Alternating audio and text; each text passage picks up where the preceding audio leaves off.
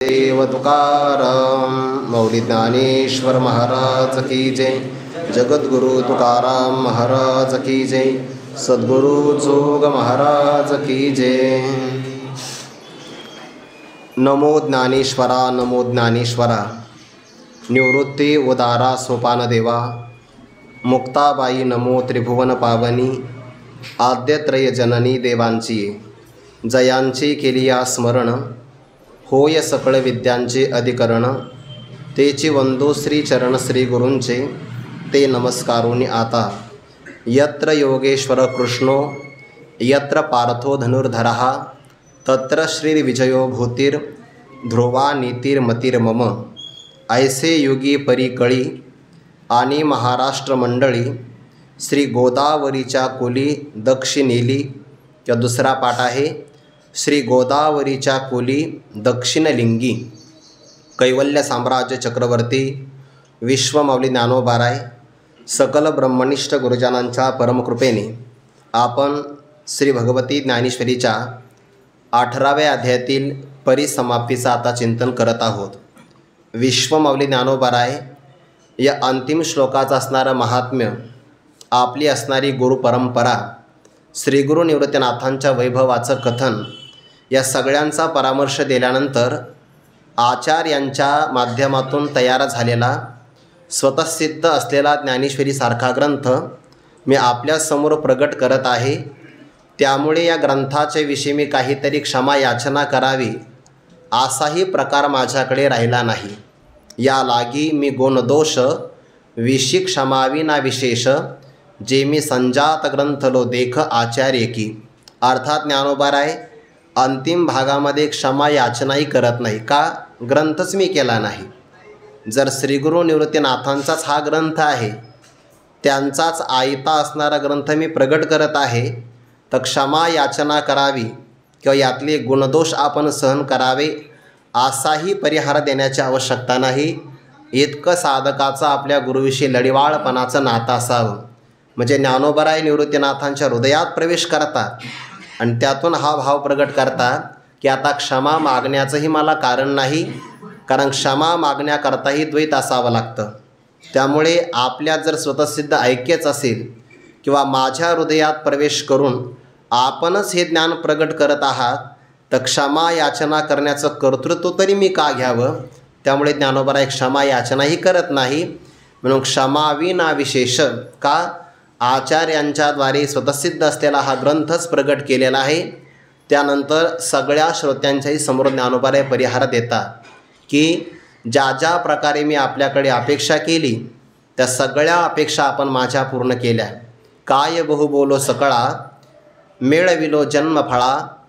ग्रंथसिद्धीचा सोहळा दाविला जो हा। फार काय बोलावं, माझ्या जन्माचं फल मला प्राप्त झालं, कारण ग्रंथाची परिपूर्ती व्हावी अशा प्रकारचा सोहळा आपणच मला दाखविला आणि याद्वारे मला अत्युत्तम सुखाला आपण प्राप्त करून दिलं। आपण केलेला हा उपकार जगामध्ये निरुपम स्वरूपाचा आहे, याला विश्वामित्राची उपमा देता येणार नाही। विश्वामित्राने दुसरी सृष्टी निर्माण केली, पण एका त्रिशंकू करता ब्रह्मदेवाला उणीव आणण्यासाठी आणि नासती सृष्टी तयार केली। आपण मात्र ग्रंथाची अविनाशी, सगळ्या जगाला उपकार व्हावा अशी आणि पूर्णता प्राप्त व्हावी, कुणाचा उणीवपणा येऊ नये म्हणून विश्वामित्राची उपमा आपल्या उपकाराला कमी आहे। त्यानंतर भगवान शंकराने उपमन्यू करता क्षीरसागर तयार केला, तीही उपमा देता येत नाही, का त्यांनी क्षीरसागर तयार केला पण त्याच्या पोटात विष होतं, विषगर्भकी। पण आपण जो ग्रंथ सागर तयार केला यामध्ये अमृत आहे, विषगर्भ नाही।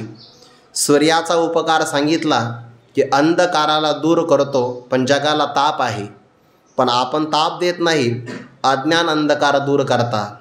चंद्र शीतलता प्रदान करतो, पण चंद्रात कलंक आहे आणि आपण मात्र निष्कलंक आहात। जय जय देव निर्मळ।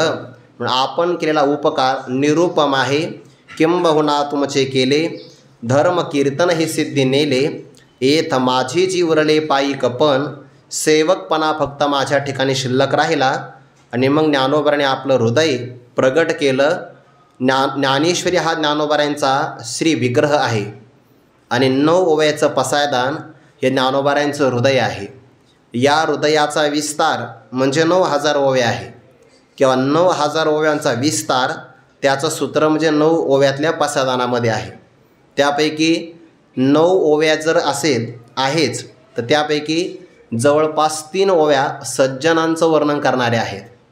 वर्षत सकळ मंगळी ईश्वरनिष्ठांची मांदी आळी अनवरत भूमंडळी भेटो तया भूता चला कल्पतरूचे आरव चेतना चिंतामणीचे गाव बोल तेज अर्णव पियुषाचे चंद्रमेज अलांछन मार्तंडचे तापहीन ते सर्वाही सदा सज्जन सोयरे होतो.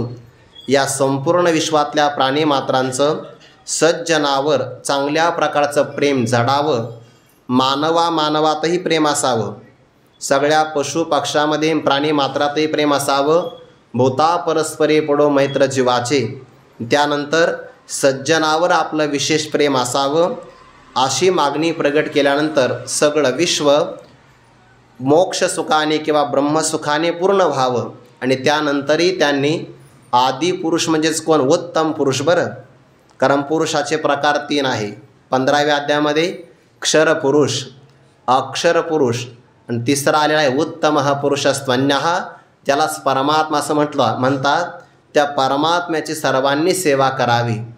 आणि मग सरते शेवटी ज्ञानोबारायांना या मृत्यू लोकामध्ये एका विशेष व्यक्तीचं स्मरण झालं. बरं, तो कोण आहे? आणि ग्रंथोपजीवी, ग्रंथावर ज्याचं जीवन निर्वाह चाललेला आहे.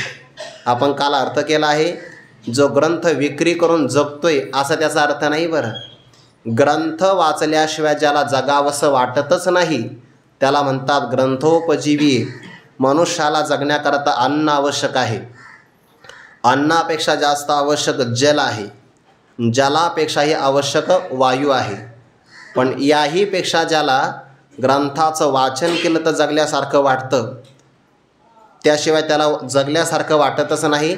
आपण काल मारुतीबाव गुरव यांचं उदाहरण पाहिलं होतं की इंग्रजाच्या काळामध्ये त्यांना तुरुंगवासामध्ये टाकण्यात आलं. सगळे असणारे ते कैदी जेवणाकरता चालले, पण वैकुंठवासी गुरुनाम गुरु मारुती बाबा जेवणाकरता जात नाही. त्या इंग्रज अधिकाऱ्याने विचारलं, का जेवण करत नाही? म्हणजे माझा नित्यनेम आहे, ज्ञानेश्वरी वाचल्याशिवाय मी पाणीही पित नाही, जेवण तर दूरच राहिलं आहे. ग्रंथोपजीवी असे असणारे या अवनी तलावर विशेष लोक आहे. गुरुवर्य डॉक्टर बाबा सांगत असतात, साधक मंडळी काही असे रस्त्यावर पडलेली नसतात. बाकीची एर बहुत जोडते किरटी जयांची भजने भोगासाठी. बाकीची सगळी माणसं आपल्याला आपल्या घरी आणता येतील, पण ज्ञानोबारायांच्या समाधीवर किंवा ग्रंथावर ज्याने जीवन अर्पण केलं आहे असा विशेष व्यक्ती या जगामध्ये असतो. त्याला दृष्टही सुख मिळावं आणि अदृष्टही सुख मिळावं. इह लोकातही त्याची कीर्ती व्हावी, पारलौकिकही कीर्ती संपादन व्हावी, हा पहिला अर्थ. दुसरा अर्थ, दृष्ट म्हणजे दिसणारा, सगुण साक्षात्कारही व्हावा आणि अदृष्ट शब्दामध्ये निर्गुण साक्षात्कारही प्राप्त व्हावा. तिसरा अर्थ, दृष्ट असणारं जीवन मुक्तीचंही सुख मिळावं आणि देहपातानंतर अदृष्ट असणारं विदेह कैवल्याचंही सुख त्याला प्राप्त व्हावं. ज्ञानोबाराय मज द्यावे असं म्हणतात आणि स्वतः करता मात्र काहीच मागत नाही. हे सगळं पाहिल्यानंतर ज्ञानोबारायांची ही भूमिका विशाल अंतकरणाची आहे आणि ते पाहिल्यानंतर निवृत्तीनाथांना आनंद झाला. ते तर म्हणे श्री विश्वेश्वरावो हा होईल दान पसावो येणे वरे ज्ञानदेव सुखिया झाला. हा दान पसावो म्हणजे या प्रसादाचं दान पूर्ण होईल. होईल शब्दामध्ये जसा भविष्यकाल असतो तसा होईल शब्दामध्ये निरंतरता असते, सातत्य असतं, प्रवाह असतो. जो व्यक्ती ज्ञानेश्वरी ग्रंथाच्या सागरामध्ये स्नान करण्याकरता येईल त्याला ही सगळी फलं प्राप्त होतीलच, अन्यथा यामध्ये शंका घेण्याचं काही कारण नाही. कारण हे नवनाथ शापादपी शरादपी, शापही देऊ शकतात आणि वरदानही देऊ शकतात. त्यांचं वरदान मिळाल्यामुळे ज्ञानोबाराय म्हणतात या शब्दामध्ये अन्यथा नाही होणार. येणे वरे जगाकरता हे वरदान मिळाल्यामुळे ज्ञानदेव सुखिया झाला. इथपर्यंत आपण विचार केला. पसायदानाची सांगता झाल्यानंतर आता ज्ञानोबाराय या ज्ञानेश्वरी ग्रंथाचं स्थान सांगतात, या ग्रंथाचं पुण्य महात्म्य सांगतात आणि या ग्रंथाच्या लेखकाचाही अंतिम काळामध्ये विचार करतात. क्रमशः आपल्याला तो भाग पाहायचा आहे. ऐसे योगी परिकळी आणि महाराष्ट्र मंडळी श्री गोदावरीच्या कुली दक्षिण लिंगी त्रिभुवनैक पवित्र अनादि पंचक्रोश क्षेत्र जेथ जगाचे जीवनसूत्र श्री महालया असे तेथ यदुवंशविलास जो सकळ कळा निवास न्यायाते पोषी क्षितिश श्रीरामचंद्र तेथमय शान्वय संभूते श्री निवृत्तीनाथ सुते केले ज्ञानदेवे गीते देशिकार लेणे एवं भारताच्या गावी. इथपर्यंत या सगळ्या ओव्यांचा एकत्र विचार आहे. ज्ञानोबराय ज्ञानेश्वरी ग्रंथ कुठं निर्माण झाला त्या संबंधाने विचार सांगतात. ऐसे अशा प्रकारे युगी म्हणजे युगामध्ये, कोणत्या युगामध्ये? युगाचे प्रकार आहे. परी शब्दाला पहिली वेलांटी जर असेल, ह्रस्व असेल तर परंतु, आणि दीर्घ असेल तर परी म्हणजे प्रकार. काही ज्ञानेश्वरीमध्ये ह्रस्व पण आहे आणि काही ज्ञानेश्वरीमध्ये दीर्घ पण आहे. पण दीर्घ शब्द घेतला तर परी म्हणजे प्रकार असा अर्थ होतो. अशा प्रकारे योगी परी युगाचा एक प्रकार आहे. कोणता? कलियुग. युगामध्ये 4 युग आहे. त्या 4 युगापैकी जो कलियुग नावाचा प्रकार आहे, अर्थात ज्ञानेश्वरीची रचना कलियुगामध्ये झालेली आहे असा त्याचा अर्थ. आज जर आपण आजच्या शकाचा विचार केला, अंतिम काळामध्ये तशी ओवी येणारच आहे, तर जवळपास 734 वर्ष पूर्ण होतात बरं या वर्षामध्ये ज्ञानेश्वरीची रचना होऊन. याच कलियुगामध्ये ही रचना झाली आहे. पण झाली कुठं? आणि महाराष्ट्र मंडळी. श्री गुरु मारुती बाबा सांगत असतात आणि वैकुंठवासी गुरुवारी घुले बाबा पाठामध्ये सांगायचे, बुवा महाराष्ट्र म्हणजे संतांचं उभं पीक आहे. बा असा एक जाती धर्म नाही की ज्यामध्ये संत जन्माला आले नाही. पण दुर्दैव मात्र असं आहे की संत जातीत जन्माला आले, त्यांनी आपल्या आचरणातून सांगून दिलं की तुम्ही जन्माला कुठेही या, भगवत प्राप्ती करता येते. त्यांच्या अनुयायांनी हे नाही घेतलं, जाती वाटून घेतल्या. म्हणजे अमुक संत आमच्या जातीचे आहे त्यांचाच उत्सव करणार, दुसऱ्या संतांच्या उत्सवाला लोक महाप्रसादालाही जात नाही. म्हणजे जे राजकारण वरती आहे ते आता सप्त्यातही आलं आहे. संतांना हे आवडणार नाही आणि त्यांचा आशीर्वाद पण मिळणार नाही. म्हणजे महाराष्ट्र हे संतांचं उभं पीक आहे, हे गुलेबाबांचं वाक्य. आणि त्यावर वार्तिक गुरुवारी श्री मारुती बाबांचं. उभं पीक म्हणजे कधी कधी झाडाला फळं लागतात बघा. हे मोठं आंब्याचं झाड असतं, 5च कैऱ्या लागतात, त्याला उभं पीक म्हणत नाही. मग बाबाची व्याख्या पानं कमी आणि फळं जास्त, त्याला म्हणतात उभं पीक. कधी कधी ते ज्वारीचं ताट असतं ना, त्याला 3-3 कंस लागतात बघा, 2-2 कंस लागतात, त्याला म्हणतात उभं पीक. म्हणजे महाराष्ट्रामध्ये संतांचे जेवढे अवतार झाले तेवढे अवतार इतर प्रांताच्या वाट्याला आले नाही. म्हणूनच महाराष्ट्र हे महान राष्ट्र आहे. आणि या महाराष्ट्र मंडळामध्ये कुठे? श्री गोदावरीच्या कुली दक्षिणलिंगी श्री गोदावरी माता ही साक्षात भगवती गंगाच आहे. गौतम ऋषीकडून गायीचा वध झाला आणि त्या पातकातून हरण व्हावं याकरता गणपती बाप्पांनी त्यांना सांगितलं, एक काम करा, भगवान शंकराला प्रसन्न करा. त्यांच्या जटेमध्ये गंगा गुप्त रूपाने निवास करते, त्या गंगा मातेला तुम्ही मागून घ्या. न आपण ब्रह्मगिरी पर्वतावर गेलो तर भगवान शंकरांनी प्रसन्न होऊन आपल्या जटा आपटलेल्या आहेत बघा. आता जे माणसं ब्रह्मगिरीची ट्रिप काढतात त्यांना हे सगळं माहिती आहे. म्हणजे वरती जटा वगैरे आपटलेल्या मंदिर आहे आणि एक औदुंबराचं स्थान आहे, तिथं गोदावरी माता प्रगट झाल्या. गोवध हरी, गायीच्या वधाच्या पातकाचं हरण केलं म्हणून त्याला म्हणतात गोवध हरी. आता एवढं कठीण आपल्याला बोलता येत नाही, आपण काय केलं, गोदावरी. शब्द मुळात कसा आहे, गोवध हरी, शब्द झाला गोदावरी. श्री गोदावरीच्या कुली दक्षिणलिंगी, गोदावरीच्या दक्षिण तीरावर अर्थात प्रवरा संगम हा जो भाग आहे की नाही, नेवासा क्षेत्राचं हे वर्णन आहे बरं. म्हणजे पहिल्यांदा कलियुगामध्ये, नंतर महाराष्ट्र मंडळामध्ये आणि गोदावरीच्या दक्षिण भागामध्ये काय आहे, त्रिभुवनैक पवित्र, सगळ्या त्रैलोक्यामध्ये एकमेवाद्वितीयम पवित्र असणारे एक क्षेत्र आहे. अनादी काळाचं आहे बरं. पंचक्रोश क्षेत्र, क्रोश म्हणजे असं म्हणतात की 4 किलोमीटरचा एक कोस होतो बहुतेक हां.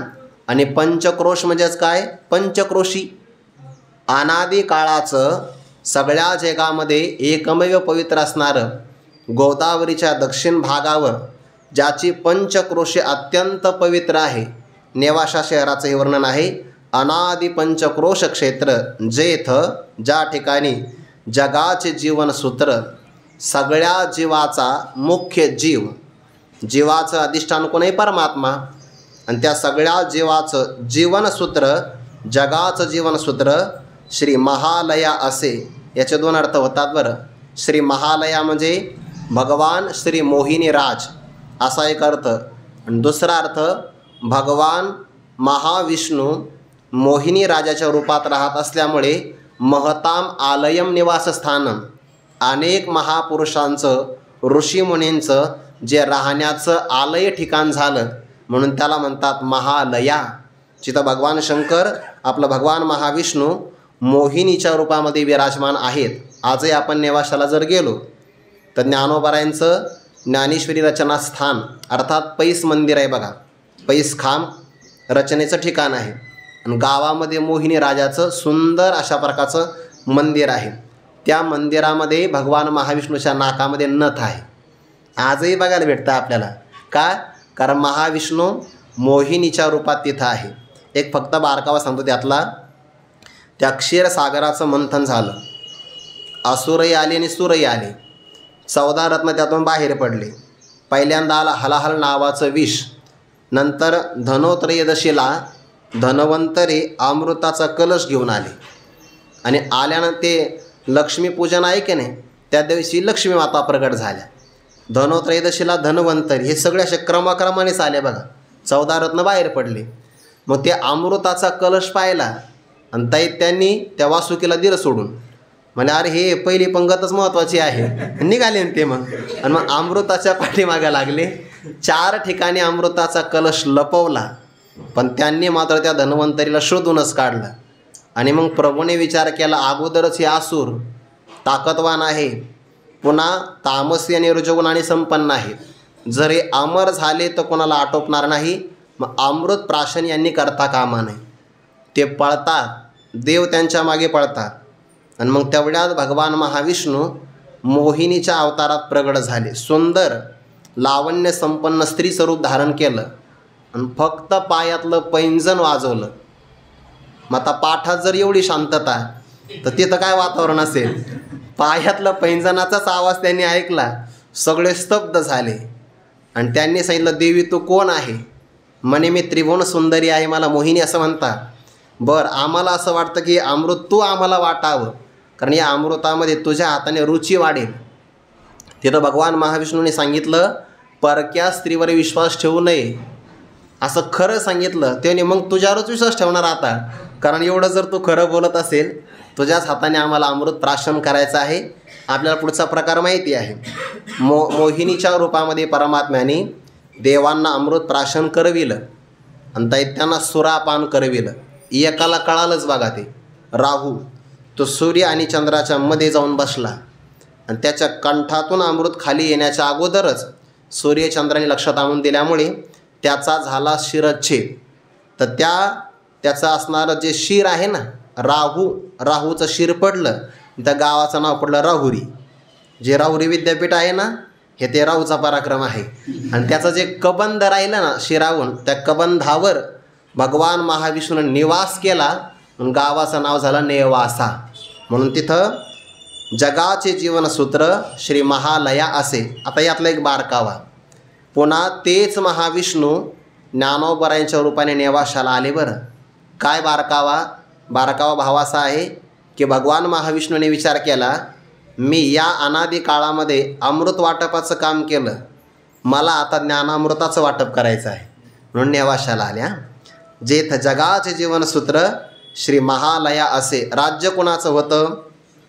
तेथ यदुवंशविलास, जो सकळ कळा निवास, न्यायाती पोषी क्षितीश श्री रामचंद्र. यदुवंश म्हणजेच यादवांचा वंश, म्हणजे हे देवगिरी असणारा जो किल्ला आहे ना, त्या किल्ल्यावर रामचंद्र राजे राज्य करायचे. तर ते साक्षात यादवांचे म्हणजेच भगवान श्रीकृष्णाचे वंशज आहे. पण परकीय आक्रमण झालं. इतिहास असं सांगतो, परकीयांचं आक्रमण झाल्यामुळे त्या यादवांनी आपलं नाव बदललं आणि जाधव नाव केलं. म्हणून जर आपण उत्तर भारतामध्ये गेलो, जर आपल्याला उपनयन संस्कार करायचा असेल तर ते आपले पहिल्यांदा आडनाव विचारतात. आणि सगळ्या भारतातले आडनाव त्यांना माहिती, कोणत्या गोत्रातला आहे, कोणती याची जाती आहे, हे सगळं त्यांना कळतं.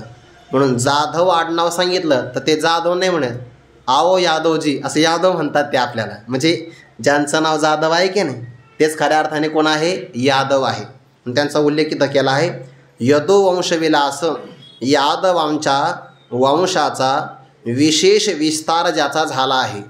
म्हणून देवगिरीचं जे काही राजा आहे ना, रामचंद्र राजा, ते आपण जर इतिहास वाचला, राजा शिवछत्रपती नावाची कादंबरी बघा, खूप गोड आहे. सगळा शिवाजी महाराजांचा इतिहास आहे. सुरुवातीचं आपण जर ते प्रकरण वाचलं, महाराष्ट्राची समृद्धी, तर महाराष्ट्राचा आपल्याला वैभव कळतं. महाराष्ट्र मंडळी, तर त्यातलंच वाचलेलं मी सांगतो आहे की महाराष्ट्र एवढा समृद्ध होता. आता हे देवगिरीचं जे काही राज्य आहे हे गोदावरीच्या तीरावरच आहे. म्हणजे पैठण क्षेत्रसुद्धा यामध्येच येतं. आणि महाराष्ट्राचं वर्णन असं केलं आहे की महाराष्ट्रामध्ये वाहणारी गोदावरी माता, या गोदावरीच्या काठावर असणारा गाळ जर एखाद्याने गोळा केला तर त्यालाही सोनं मिळायचं. म्हणजे का? त्याचं कारण महाराष्ट्रातल्या माता भगिनी एवढ्या समृद्ध आणि संपन्न होत्या, जर त्या कपडे धुण्याकरता गोदावरीच्या काठावर गेल्या तर त्यांची सुवर्ण कंकण कपडे धुता धुता घर्षण होऊन त्या घासले जायचे. त्या सुवर्णाचे कण त्या गाळात पडायचे. म्हणजे एखाद्याने गाळ जरी वेचून आणला आणि धुवून काढला तरी तो श्रीमंत व्हायचा. म्हणजे गाळ काढणारा एवढा श्रीमंत होता. तर महाराष्ट्र किती श्रीमंत असेल, पण आपलं वैभव आपल्याला टिकवता आलं नाही. कारण आपल्याला आपल्या धर्माचा, राष्ट्राचा, देशाचा, भाषेचा प्रखर अशा प्रकारचा ज्वलंत अभिमान कधीच नसतो आणि तो बाळगायला पाहिजे. बघा, माझा मराठाचे बोल कौतुके, परी अमृतातेही पैजा जिंके, ऐसी अक्षरे रसिके मिळवीन. त्यामध्ये उल्लेख असा केला आहे की ज्ञानोबाराय समाधीस्थ झाले आणि महाराष्ट्रावरचा आशीर्वादच एका प्रकारे आस्थाला गेला. आणि तिथपासून पुढे मग जोपर्यंत छत्रपती शिवाजी महाराज जन्माला येत नाही तोपर्यंत जवळपास 300-350 वर्ष महाराष्ट्र हा पारतंत्र्यामध्ये ढकलला गेला. मला ते बाकीचं नाही सांगायचं, पण महाराष्ट्र इतका संपन्न होता. तेथ यदुवंशकुला विलास जो सकळ कळा निवास, ज्याच्या राज्यामध्ये सगळ्या कळा, सगळ्या प्रकारचे कलाकार निवास करत होते. आपल्या भारतामध्ये एक कारागीर असे होते, एक कारागीर ते तलम नावाचं कापड तयार करायचे. जे आपली आगपेटी असते की नाही, मी आगनगाडी नाही म्हणत हा, माचीस म्हणतो की नाही आपण, त्या माचीसच्या डब्बीमध्ये 9 वार 10 वार धोतराची घडी व्हायची. जे आपण आता नेसतो की नाही धोतर, हे 9 किंवा 10 वार असतं की नाही, तर याची घडी तेवढ्या डब्बीमध्ये बसायची. काय कापड तयार करत असेल ती मंडळी. आजही आपण जर गेलो ना तर पैठणी, त्याच्यामध्ये चांदीचे धागे असतात बघा. मी बघून आलो ते जे हाताने विणतात की नाही, फार कष्ट असतात त्याला. पैठणी म्हणजे ते कलाकुसर. इतका आपला समृद्ध भारत देश आजही आहे. बरं, आजही आहे. किती जरी पारतंत्र्यामध्ये गेला तर संपन्नता जात नाही भारत देशातली, कारण याला अध्यात्माचं अधिष्ठान आहे. जो सकळ कळा निवास, ज्याच्या ठिकाणी सगळ्या प्रकारच्या कळा निवास करत होत्या, हे ज्ञानोबाराय विद्यमान असताना केलेलं वर्णन आहे. हे शके 1212चं वर्णन आहे. त्यानंतर ज्ञानोबाराय शके 1218मध्ये समाधीस्थ झाले आणि त्यानंतर मग परकीयांचं आक्रमण झालं. पुढे या यादवांच्या राज्याचा ऱ्हास झाला, तो भाग वेगळा आहे. पण आता इथं आक्रमण होत असताना देवगिरीचा किल्ला आपण आजही बघितला तर सगळ्या बाजूला त्याला खंदक आहे, सगळ्या बाजूला. आणि देवाने ज्या गिरी पर्वतावर निवास करावा म्हणून त्याचं नाव देवगिरी आहे. सगळे देवता तिथं राहायचे. तो देवगिरीचा किल्ला, सगळीकडे खंदक आहे, त्याच्यात पाणी, त्यात पुन्हा मगरी असायच्या. आणि आजही आपण किल्ल्यावर गेलो तर 2 प्रकारचे रस्ते आहेत. एक रस्ता दिसायला चांगला आहे, आणि एक मार्ग खडबडीत रस्ता आहे. जो खडबडीत रस्ता आहे तो वरती घेऊन जातो, वरती म्हणजे किल्ल्यावर. आणि जो चांगला रस्ता आहे तो रस्ता खाली घेऊन जातो मगरीच्या पोटात, तिथं गेला की मग सरळवर जातो. असा त्याचा प्रकार आहे. म्हणजे भोल भोलाया त्यावर असणारा तवा पण आहे एक, की ज्यावर रात्री निखारे ठेवायचे. इतकं संरक्षण चांगलं होतं किल्ल्याचं. पण जेव्हा परकीयाचं आक्रमण झालं तेव्हा हा किल्ला कितीतरी वर्षापर्यंत आपल्याला झुंजता ठेवता येईल अशी तयारी होती. धान्य साठवलेलं होतं, पण नंतर लक्षात आलं धान्य नाही, सगळे मिठाचेच पोते होते. त्यामुळे युद्धामध्ये पराभव झाला. इतकं महत्त्वाचं युद्धशास्त्र असतं. सकळ कळा निवास अगोदर, पण नंतर काही कारणास्तव 7-8 वर्ष गेल्यानंतर होऊ शकतो ऱ्हास. पण जेव्हा ज्ञानोबाराय वर्णन करतात तेव्हा मात्र हा राजा संपन्न असला पाहिजे, शंका घेण्याचं काही कारण नाही. तेथ यदुवंशविलास जो सकळ कळा निवास न्याया ते पोषी क्षितीश श्रीरामचंद्र. क्षिती म्हणजे पृथ्वी आणि ईश म्हणजे स्वामी. या संपूर्ण पृथ्वीचा म्हणजे महाराष्ट्र प्रांताचा श्रीरामचंद्र यादव राजा हा न्याया ते पोषी, न्यायाने आपल्या राज्याचं पोषण करायचा. म्हणजे ज्या अर्थी ज्ञानोबाराय वर्णन करतात याचा अर्थ त्या काळामध्ये संपन्नता, न्यायप्रधानता, सगळ्या कलाकारांना राज्य दरबारामध्ये मान स्थान हे सगळं योग्य असलं पाहिजे. न्यायाने तो आपलं राज्य चालवायचा. आणि ज्याला न्यायाने आपलं राज्य चालवायचं असेल ना तर त्याला प्रजेमध्ये भेद करता येत नाही. आपला मुलगासुद्धा प्रजाच आहे असं बघावं लागतं. नाहीतर मुलाकरता वेगळा न्याय आणि प्रजेकरता वेगळा न्याय असं चालत नाही. राजमाता अहिल्यादेवी होळकर यांचा आपण न्याय बघितला पाहिजे. त्यांचा न्याय कसा? आपला मुलगा हा साधू संतांना त्रास देतो आहे, प्रजेला त्रास देतो आहे, तर भर चौकामध्ये हत्तीच्या पायाखाली दिला. कारण का? राजधर्म महत्त्वाचा आहे. त्याच्यामध्ये मग आपला नातेवाईक वगैरे हे नाही चालणार, राजधर्म महत्त्वाचा. किंवा छत्रपती शिवाजी महाराजांनी परस्त्रीवर जर एखादा अन्याय करत असेल तर चौरंग करायचा. हल्लीच्या राज्यशासनामध्ये ना कायदे कठोर व्हायला पाहिजे. आता असं आहे की ज्या कायद्याने शिक्षा होती त्याच कायद्यामध्ये एवढ्या पळवाटा आहे, बहुतेक अगोदर पळवाटा काढल्या जातात आणि मग कायदे केले जातात. त्यामुळे कायद्याची भीती नाही. न्याय हा कठोरच असला पाहिजे. किंवा आपल्यामध्ये एक रामशास्त्री होऊन गेले बघा, सरळ राजाला सांगितलं याला एकच प्रायश्चित्त, देहांत प्रायश्चित्त, दुसरं नाही. नसेल तर मी राजीनामा देतो. न्याय हा कठोर असतो आणि ज्याला कठोर भूमिका घेता येते त्यालाच राज्याचं रक्षण करता येतं. भय बिन होईन प्रीती, भयाशिवाय प्रेमसुद्धा होत नाही. न्याया ते पोषी, जो न्यायाचं पोषण करणारा असावा, मग प्रजेचं पोषण आपोआपच होत असतं. जर अन्याय करणाऱ्यावर राजा दंड करणार नाही तर कंटक लोक राज्याला खाऊन टाकतील. म्हणून हे केलंच पाहिजे. न्याया ते पोषी क्षितीश श्रीरामचंद्र आशा या राज्यामध्ये. बघा बरं, राज्य कसं आहे? यादवांचं राज्य आहे. जगातल्या सगळ्या कलांनी तिथं निवास करावं. न्यायाचं पोषण करणारा हा राजा आहे. आणि त्या राज्याच्या असणाऱ्या राजकारभारामध्ये राज्य सुसंपन्नतेने नांदत असताना तेथ म्हणजे त्या ठिकाणी अर्थात त्या राज्यात राजसत्ता असताना महेशान्वय संभूते. अन्वय शब्दाचा अर्थ होतो परंपरा आणि संभूते म्हणजे परंपरेतून निर्माण झालेले. कुणापासून? महेशान्वय. भगवान महेश म्हणजे आदिनाथ गुरु सकळ सिद्धांचा. भगवान शंकरापासून जी परंपरा चालत आली आहे त्या परंपरेत निर्माण झालेले किंवा ती परंपरा प्राप्त झालेले श्री निवृत्तीनाथ सुते. ती परंपरा आपण पाहिली आहे ना. आदिगुरु शंकरा लागोनी शिष्य परंपरा, बोधाचा हा संसारा झाला जो अमुते, तो हातो घेऊन आगवा, कळीगिळी तया जीवा, सर्व प्रकारी धावा करीपा वेगी. ही परंपरा एवं गुरुक्रमे लाधले, समाधी धन जे आपुले, ते ग्रंथे बोधोनी किंवा बांधोनी, दिदले गोसावी मज. या परंपरेनं आलेलं हे ज्ञान आहे. म्हणून संप्रदाय परंपरा सांगता आली पाहिजे. आणि ज्या ज्ञानाला संप्रदाय परंपरा असते त्याच ज्ञानामध्ये ओज असतं, त्याच ज्ञानामध्ये प्रभाव असतो. म्हणून आपणच आपले गुरु नाही आहे आणि आपणच आपल्या परंपरा नाही आहे.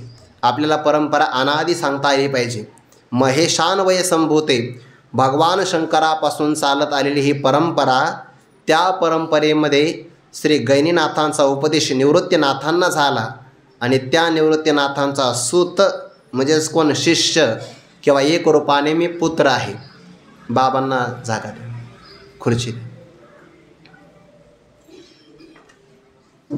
तेथ निवृत्तीनाथ सुते महेशान्वय संभूते श्री निवृत्तीनाथ सुते केले ज्ञानदेवे गीते देशिकार लेणे. ज्ञानोबा म्हणतात आम्ही श्री गुरु निवृत्तीनाथांचे शिष्य आहोत. शिष्य शब्दाचा एक अर्थ फार गोड आहे बरं. शिष्य म्हणजे काय? गुरूंचं शिल्लक राहिलेलं कार्य जो करतो त्याला म्हणतात शिष्य. शिष्य म्हणजे शिल्लक राहिले शेष भाग, गुरूंचं राहिलेलं कार्य जो शिष्य पूर्ण करतो शेष भाग त्याला म्हणतात शिष्य.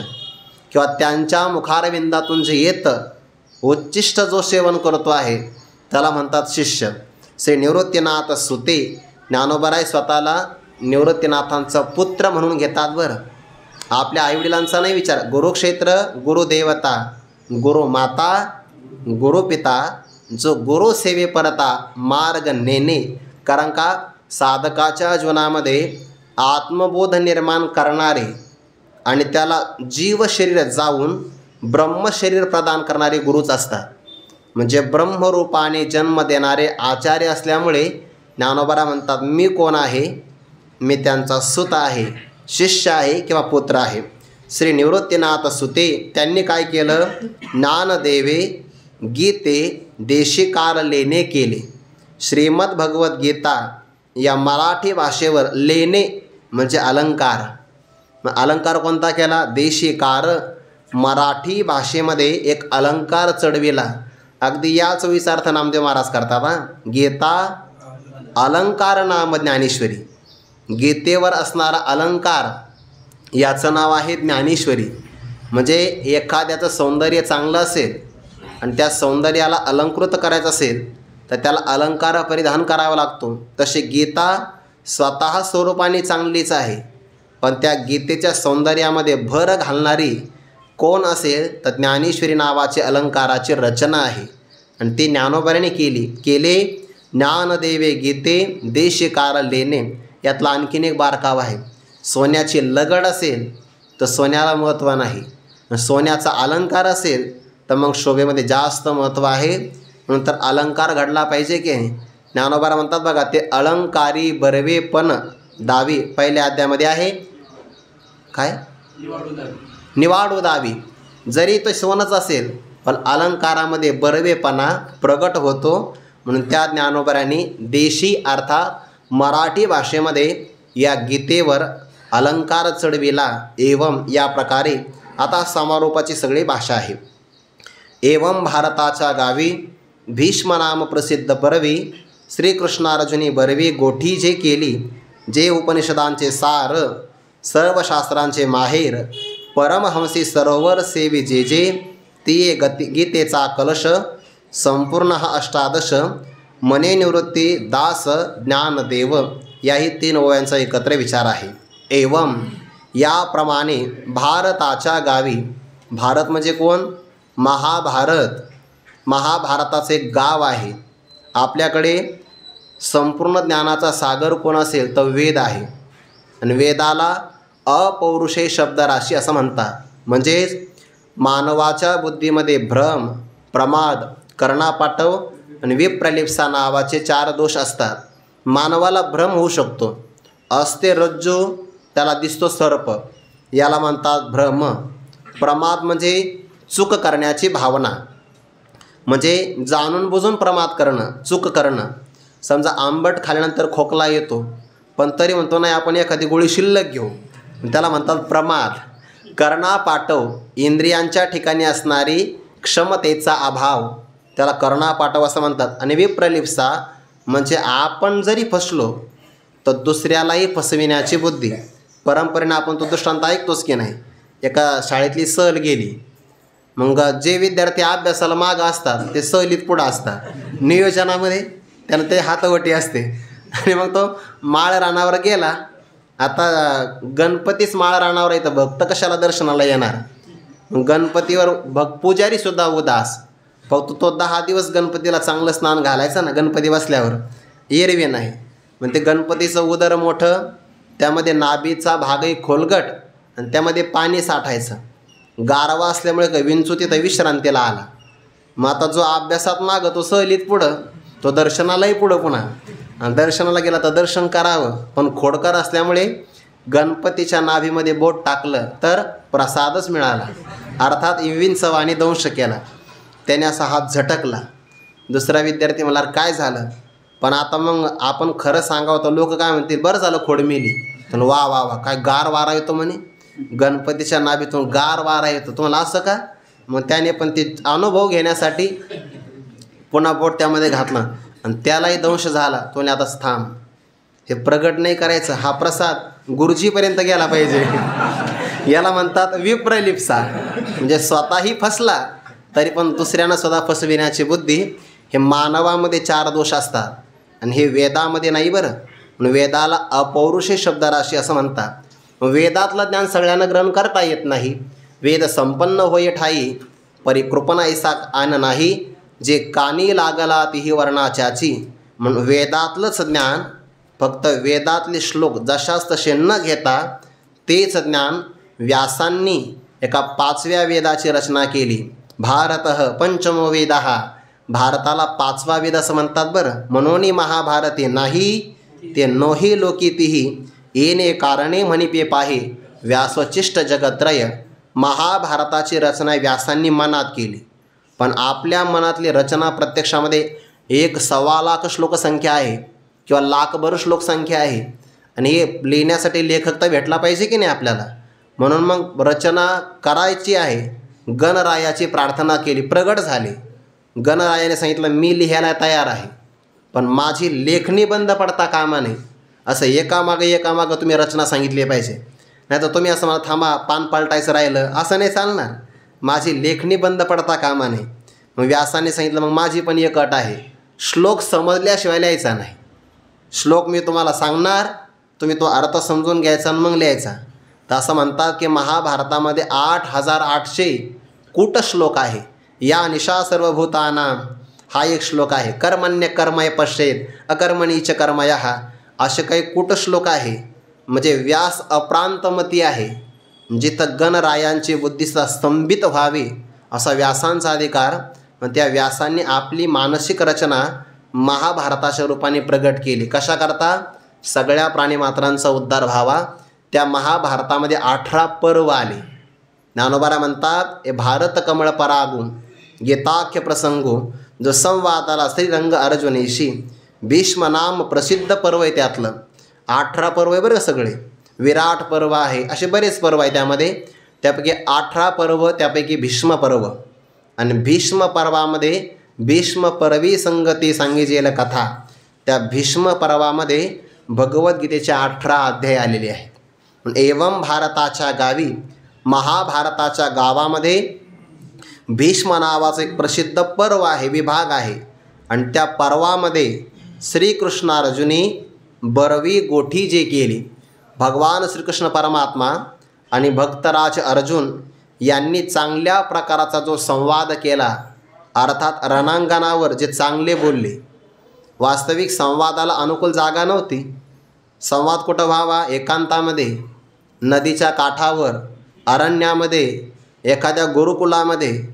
पण परिस्थिती अनुकूल नसतानासुद्धा जर ऐकणारा चांगला असेल तर मग सांगणाऱ्याला उल्हास येत असतो.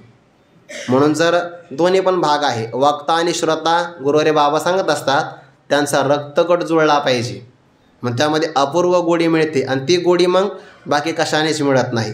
म्हणून श्रीकृष्णार्जुनी बरवी चांगल्या प्रकारची गोष्ट जी केली, अर्थात हे बोलणंही चांगलं आहे, या बोलण्यातलं फलही चांगलं आहे. ते अक्षरे नवती देखा ब्रह्मसाम्राज्य दीपिका, अर्जुना लागे चित्कळिका उजळरिया श्रीकृष्णे, किंवा सहजे ब्रह्मरसाचे पारणे केले अर्जुना लागे नारायणे, के तेची अवसरी पाहुणे पातोल आम्ही. म्हणून बरवी गोठी जे केली आणि ते बरव झाल्यामुळेच आपल्याला मिळालं. त्यांचा असणारा संवाद व्यासाने शब्दबद्ध केला. अशी जी बरवी गोष्ट प्रगट झाली ती काय आहे? ती आहे गीतेचा कलश. त्या बरव्या गोष्टीला म्हणतात भगवद्गीता. आणि त्या भगवद्गीता नावाच्या ग्रंथाचा कलश संपूर्ण हा 18 म्हणजे 8 आणि 10 18वा. हा संपूर्ण 18वा अध्याय त्या गीता नावाच्या ग्रंथाचा कलश अध्याय आहे आणि जो की आता आपण प्रगट केला आहे. मग याचं सेवन कोण करतात? परमहंसी सरोवर सेवी जे सरोवर म्हटलं बरं का गीतेला, या सरोवराचं परमहंस सेवन करतात. परमहंस जगामध्ये 4च आहे: शुक याज्ञवल्क्य, दत्त कपिल मुनी, हरीशी जानवनी, हरीच झाले यांच्यासारखे यांच्या अधिकाराचे योग्यतेचे असणारे. सामान्य आहे हंस, ज्याला दुधाची आणि पाण्याची निवड करता येते, आणि ज्याला आत्मा अनात्मा निवड करता येतो त्याला म्हणतात परमहंस. हे ज्ञानीपुरुषाचं लक्षण आहे. अनात्मवर्ग नीर, सांडोनी आत्मरसाचे क्षीर, चरताती जे सविचार राजहंस. अशा परमहंसांनी ज्या सरोवराचं सेवन करावं ते संपूर्ण हा गीतेचा कलश आणि कलशासहित असणारी संपूर्ण गीता एक प्रकारचा अथांग सरोवरच आहे. संपूर्ण हा अष्टादश ते उपनिषदांचे सार राहिलं आहे ना. जे उपनिषदांचे सार, सगळ्या उपनिषदांचं सार आहे. तुमचंही लक्ष नाही, माझंही नाही. जे उपनिषदांचे सार, उपनिषद नाम वेदांतो नाम उपनिषद प्रमाणम, परमात्म प्राप्तीपर्यंत आपल्याला घेऊन जाणारा वेदाचा जो अंतिम भाग आहे त्याला उपनिषद असं म्हणतात. त्यामध्ये उप, नि आणि शद्रुलू नावाचा धातू आहे. त्यामध्ये गती, विशरण आणि अवसाधन असे 3 अर्थ होतात. परमात्म प्राप्तीसाठी गती, नंतर संसाराच्या बंधनाचं शिथिलीकरण आणि अज्ञान कार्याचा नाश करणं, विशेष प्रकारे नाश करणं, असे उपनिषद शब्दाचे 3 अर्थ होतात.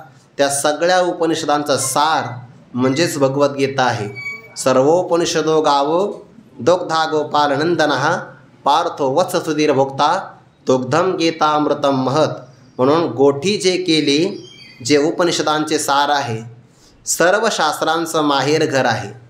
सगळे असणारी शास्त्र जे आहे ना, या भगवद्गीतेमुळे सनात झाली. म्हणून तर याच अध्यायामध्ये अशी ओवी आहे: भानुभूषिता प्राचिया स तेजा दिशा आघविया तैसे शास्त्रेश्वरा गीता या सनाते शास्त्रे. अज्ञात ज्ञापकत्वम शास्त्रश शास्त्रत्वम. जे मानवी बुद्धीला कळत नाही ते कळवून देण्याचं सामर्थ्य ज्यामध्ये असतं त्याला म्हणतात शास्त्र. आणि जगातल्या सगळ्या आस्तिक शास्त्रकारांचं माहेर घर काय असेल, आनंदाने राहावं, तर ती श्रीमद भगवद्गीता आहे. परमहंस असणाऱ्या महापुरुषांनी ज्या सरोवराचं सेवन करावं ती एक गीतेचा कलश, त्या भगवद्गीतेचा हा संपूर्ण अष्टादश कलश अध्याय आहे. आणि हे कोण म्हणतं? मने निवृत्तीदास ज्ञानदेव, निवृत्तीनाथांचे दास असणारे ज्ञानोबाराय या संपूर्ण 18व्या अध्यायाला कलश असं म्हणतात. बरं, बाकीच्या महापुरुषांनी सर्व गीतार्थ सार असं म्हटलं आहे, एकाध्यायी गीता असं म्हटलं आहे.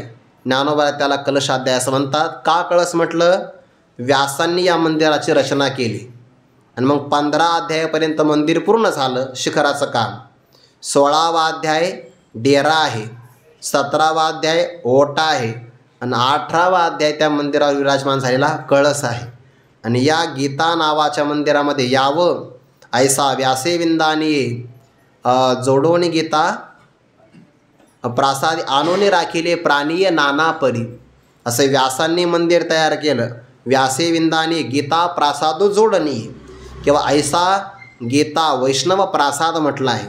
आणि या मंदिरामध्ये सगळ्यांनी यावं. मग काही जण प्रदक्षिणा करतात, पारायण, काही जण श्रवण करतात, सावलीमध्ये बसणं, आणि काही अर्थचिंतन करून परमात्म्याला उरावरी भेटतात. मग सगळ्यांचं रक्षण व्यासांनी केलं. त्या गीतेचा हा संपूर्ण अष्टादश कलशाध्याय असं निवृत्तीनाथांचे दास ज्ञानोबाराय म्हणतात. आता या ग्रंथातून जे काही पुण्य होईल, ज्ञानोबारायांचं अनंत कल्पातलं पुण्य, त्या पुण्याचा प्रभाव म्हणजे ज्ञानेश्वरी.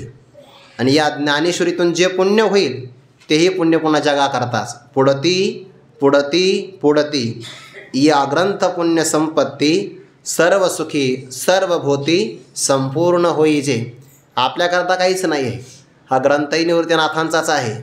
यातून निर्माण होणारा पुण्यसुद्धा सगळ्या प्राणीमात्रांकरताच आहे. का बरं? हे फक्त आईची भूमिका असू शकते. मातृहृदय ज्ञानोबारायांचं, साधकांचा माय बाप, अंगा जीवाची संपत्ती वेचवणी करी बाळाची पाळती परी जीवे उबगणे ही स्थिती न पाहे माय तेच अंतकर ज्ञानोबारायांचं. म्हणून पुढती उत्तरोत्तरा पुन्हा पुन्हा एका आवर्तनामध्ये जेवढं पुण्य होईल त्यापेक्षा दुसऱ्या आवर्तनात जास्त पुण्य होईल. आणि असं हे असणारं पुण्य प्रतिक्षणम वर्धमानम पुन्हा पुन्हा पुन्हा पुन्हा उत्तरोत्तर हे पुण्य वाढतच जावं. कशाचं पुण्य आहे? ग्रंथ पुण्य संपत्ती. ग्रंथाच्या पारायणातून, श्रवणातून, अर्थचिंतनातून. गुरुवारी डॉक्टर बाबा सांगत असतात, जर आपण अध्यात्माचं श्रवण करायला निघालो तर एका पावलामध्ये त्याला 80 कृच्छ्र आणि चांद्रायण व्रत केल्याचं पुण्य मिळतं. चांद्रायण व्रत म्हणजे अमावस्यानंतर 1 घास खायचा, असं वाढवत वाढवत पौर्णिमेला 15 घासापर्यंत जायचं. पौर्णिमा झाली की पुन्हा 1 घास कमी कमी करत यायचं आणि अमावस्याला उपवास करायचा. एका महिन्यामध्ये जे व्रत होईल त्याला म्हणतात चांद्रायण व्रत. 12 महिन्यात 12च व्रत होतील. आणि असे 80 व्रत करायला कमीत कमी 7.5 वर्ष लागतील. 12×72 12×7 84, जवळपास 6, 6.5, 7 वर्षाचा कालावधी लागेल. मग 7 वर्ष व्रत केल्यानंतर जे पुण्य मिळतं ते पुण्य त्या व्यक्तीला एका पावलात मिळतं. म्हणून जो व्यक्ती जितका लांब असेल तितका तो श्रवणा करता आला पाहिजे तर त्याला जास्त पुण्य आहे. इतकं पुण्य अध्यात्मशास्त्रामध्ये.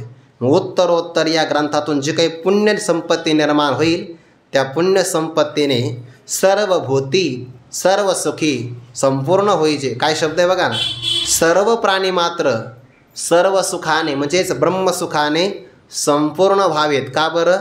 विषय सुखाने पूर्ण कोणीच होत नाही. विषय सेविता कोण तृप्त झाला, इंधनी नेमाला अग्नी कोठे. म्हणून सर्व सुख यो वै भूमा तत्सुखम नाल्पी सुखम असते. अल्पसुखाने कोणीच नाही, सगळे ब्रह्मात्म सुखाने पूर्ण व्हावे. ज्ञानोबारा म्हणतात ना, पाहो सुखाचा सोहळा दिसो परतत्व डोळा, पाहो सुखाचा सोहळा रिगो महाबोध सुकाळा माझे विश्व फिटो विवेकाची वाणी हो काना मनाजिनी देखो आवडी तो खाणे ब्रह्मविद्येची. किंवा ये मराठीच्या नगरी ब्रह्मविद्येचा सुकाळू करी पुढे घेणे देणे सुखची वरी हो दे या जगा. या सगळ्या जगाचा घेण्या देण्याचा व्यापार फक्त सुखापर्यंत व्हावा. म्हणजे दुःख कधीच कोणी कोणाला देऊ नये. नाहीतर आपण एखाद्या विचारलं कसं काय चाललं आणि काय चाललं, लगेच दुःखाचा पाडा वाचतो तो, आता अवधारा कथा गण असं म्हणतं की नाही. पण मनुष्याने आपलं सुख इतरांना द्यावं आणि त्याचं सुख आपण प्रदान. मच्चित्ताः मद्गत प्राणाः बोधयंत परस्परम कथयंत क्षमां नित्यं तुष्यन्ति च रमन्ति च जवळिकीची सरोवरे वचंबळल्या कालवती परस्परे. मग तरंगाशी धवळारे तरंगची होती. तिथं आनंदाची फक्त लयलूट व्हावी, दुसरं काहीच नाही. एकमेका घेपे दिजे बोधची वरी नाचती संवाद सुखाची भोजे. सर्व प्राणी मात्र सर्व सुखाने परिपूर्ण व्हावेत. आतापर्यंत ही ज्ञानोबारींची रचना, ज्ञानोबारींनी केलेलं व्याख्यान आहे बरं. आणि ते व्याख्यान एका महापुरुषांनी की जे ज्ञानोबारींचे शिष्य आहे, एक पशु दुजा सच्चिदानंद बाबा शिष्य केले नभाना कळती. निळोबाऱ्या वर्णन करता ज्ञानोबारींचे 2 शिष्य आहे, पण 2 शिष्य असे आहे जे आकाशामध्ये सामावत नाही. एक पशु म्हणजे रेडेश्वर आणि दुजा सच्चिदानंद बाबा. शिष्य केले नभाना कळती. 2 शिष्य केले पण ते कोणालाच आवरत नाही. कुणाला म्हणजे जे पैठणला वेद घोष सुरू झाला तर आळ्याच्या वनामध्ये येईपर्यंत चालूच, नभाना कळते, तो बंद कोणी करायची हिंमतच नाही. आणि सच्चिदानंद बाबा त्यांचं वर्णन पुढं आहे. ग्रंथ कधी निर्माण झाला? शके 1212. आज शालिवान शके 1946 आहे. त्यातून 1212 वजा केले तर 734 वर्ष शिल्लक राहतात बरं. संशोधनाचा कालावधी उद्या पुन्हा वेगळा आहे. शांतीब्रह्म संत श्री एकनाथ महाराजांनी संशोधन केलं की नाही, उद्या पाठ होणारच आहे, तेव्हा उद्या सांगू ते. पण आज मात्र हे आहे शके शालिवाहन शके 12 शते म्हणजे 100, 1200 आणि पुन्हा पुढचे 12 12 म्हणजे शालिवाहन शके 1212. तै तेव्हा टीका केली ज्ञानेश्वरी. टीका म्हणजेच काय? व्याख्यान. ते व्याख्यान ज्ञानोबारीने केलं आणि व्याख्यानाचे लेखक सच्चिदानंद बाबा आदरी लेखक झाला. हे पुन्हा फार महत्त्वाचं आहे. आदराने आवडीनं श्रद्धेनं प्रेमाने पुन्हा ते लेखक झाले. ज्ञानोबाराय पैठण क्षेत्रामध्ये शुद्धीपत्र आणण्याकरता गेले. इतिहास आपल्या सर्वांना ज्ञातच आहे. मग जवळपास 2.5 ते 3 वर्षाचा कालावधी पैठण क्षेत्रामध्ये राहिले. अध्यात्मग्रंथ पाहते पैठणी. ज्ञानोबाने कीर्तन करावं, पुराण सांगावं, सगळं ज्ञानोबाने पैठण क्षेत्रामध्ये पैठणीचे जनवेधी येले. ज्ञानोबांचं वक्तृत्वच तेवढं आहे सुंदर की सगळ्यांना आकृष्ट करून घेतलं. आणि मग पैठण क्षेत्रातून आळंदीला येण्याकरता निघाले तर तो रेडेश्वर मागून घेतला की आम्हाला एवढा द्या. पैठणचे सगळे लोक भावुक होऊन गेले की यांच्या संगतीमध्ये किती दिवस कसे गेले काहीच कळालं नाही. अमृताची 7 वाकुडी लागो का अनुघडी, सुखाच्या दिवस कोडी गणित तुका. अमृताचा 7 दिवस सलग पाऊस पडला आठवडाभर, तर कोण व्यक्ती कंटाळणार आहे? कोणीच कंटाळत नाही. मग अमृताला कंटाळत नाही तर ज्ञानामृताला कोण कंटाळणार आहे? ज्ञानोबांच्या सहवासामध्ये हे दिवस सगळे चांगले गेले त्यांचे. आणि मग जेव्हा वियोग होत आला तर रामचरित मानसामध्ये वर्णन आहे, सज्जनही दुःख देतो दुर्जनही दुःख देतो. फक्त एवढंच आहे की दुर्जनाच्या येण्यात दुःख आहे आणि सज्जनाच्या जाण्यात दुःख आहे. दोघंही दुःखच देतात. मग सज्जनाच्या वियोगात दुःख आहे म्हणून न भावा वियोग जन्मोजन्मिका माझ्या चित्ता. केव्हा हरिजना सवे भेटी न हो अंग संग तुटी. वियोग होच नाही. आणि आपलं भाग्य असं आहे की ज्ञानोबाऱ्यांचा आपल्याला वियोगच होणार नाही.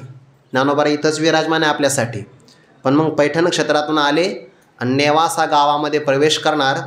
ज्योतिषशास्त्रामध्ये असं लक्षण आहे, आपण गावात प्रवेश करणार आणि गावातून जर प्रेत यात्रा येत असेल तर तो अपशकुन मानला जातो. पण अशुभ त्यापुढे शुभ होणे ठाके. त्यांच्याकरता जे अशुभ असतं ना तेच शुभ असतं. मग प्राचीन काळाची परंपरा, एक माता माऊली सती जाण्याकरता निघाली. सौभाग्याचे सगळे अलंकार अंगावर परिधान केले आहे. ती समोर चालली आणि बाबाजी थावरे हे त्यांचं पूर्वीचं नाव. त्यांची प्रेत यात्रा मागून निघाली. कोणीतरी महापुरुष मंडळी आहे या चौघा संतांना नमस्कार केला. आता सौभाग्याचे अलंकार होते. ज्ञानोबांच्या मुखारविंदातून वरदान निघालं, अखंड सौभाग्यवती भव. महाराज अखंड म्हणता पण या जन्मात खंड पडला ना. म्हणजे कसं काय? पाठीमागून यात्रा येते ती माझ्या पतिदेवाची आहे. तुमच्या शब्दामध्ये अखंड शब्द आहे.